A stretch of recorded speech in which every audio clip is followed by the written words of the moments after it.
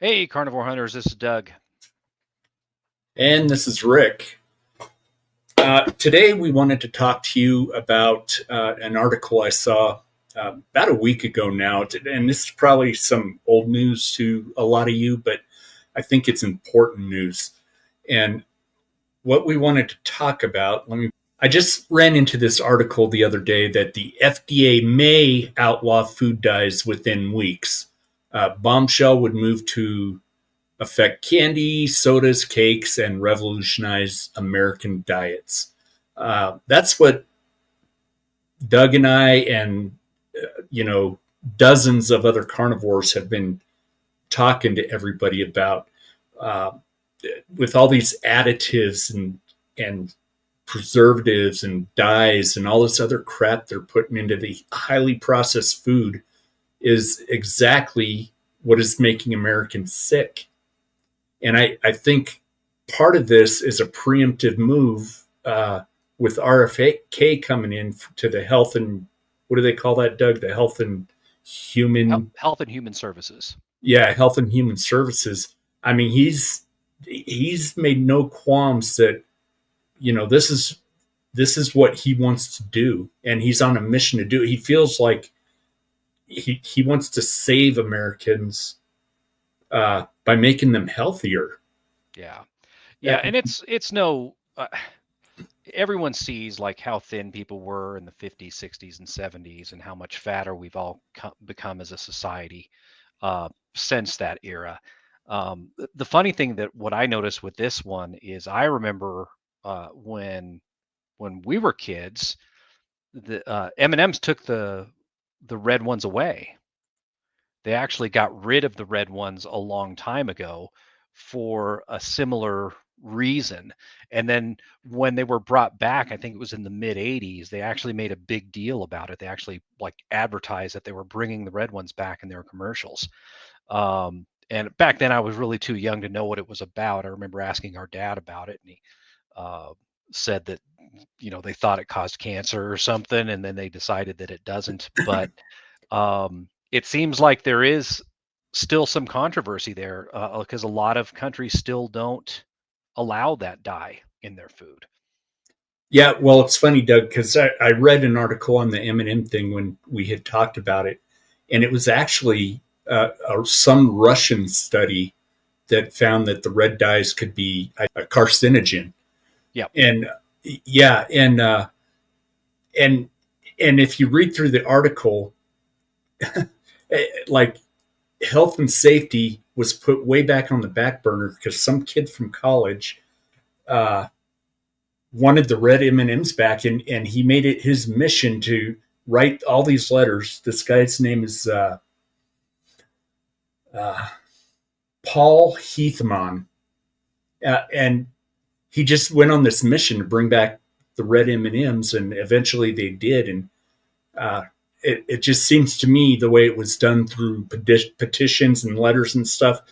Uh, our health and safety was not even considered in bringing this back. And I And like, mean, and when have they ever really considered public health? It's one thing that I've found from doing all this additional health research since I've started my carnivore journey is that your scientists are every bit as for sale as a politician, and at a much lower price.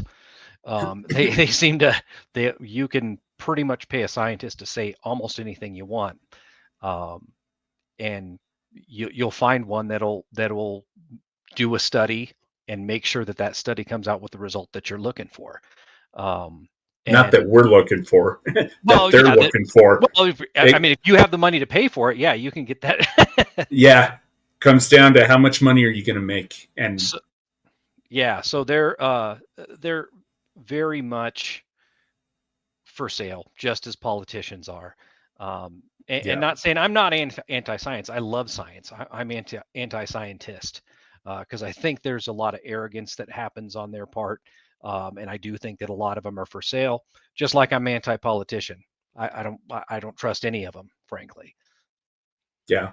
Well, and look what the FDA has done, allowing all this junk into our foods. Where I think we're the only country in the world that allows any of this stuff into our food. Where Canada, Australia, the EU, they've all outlawed all this stuff already.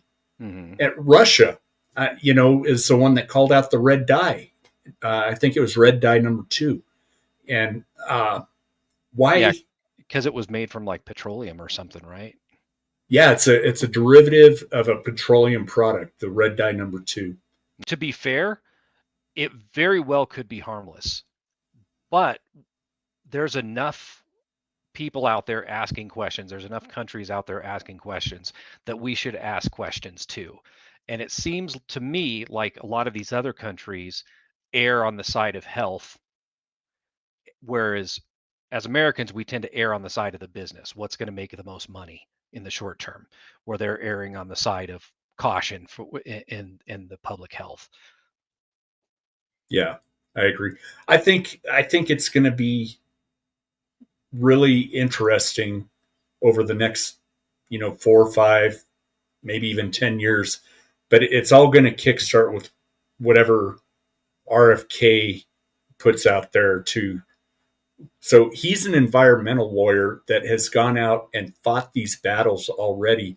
And I think he's got a pretty good idea of what is making people sick, what should we be eating, um, and just I think what he's going to bring to the table is going to make people healthier. Um, I think that the powers that be, they want to see results in 2 years. I don't think they're going to see results in 2 years. Because there's so many obese, sick, overweight people that, and we were there within that group, Doug. So I'm Yeah. not fat shaming at all. But I think I think it's going to take more than 2 years to. We may see some results, but I think it's going to be at least a decade before we see any real results, depending on what he can get removed from our foods, Yeah. the crap. So Yeah.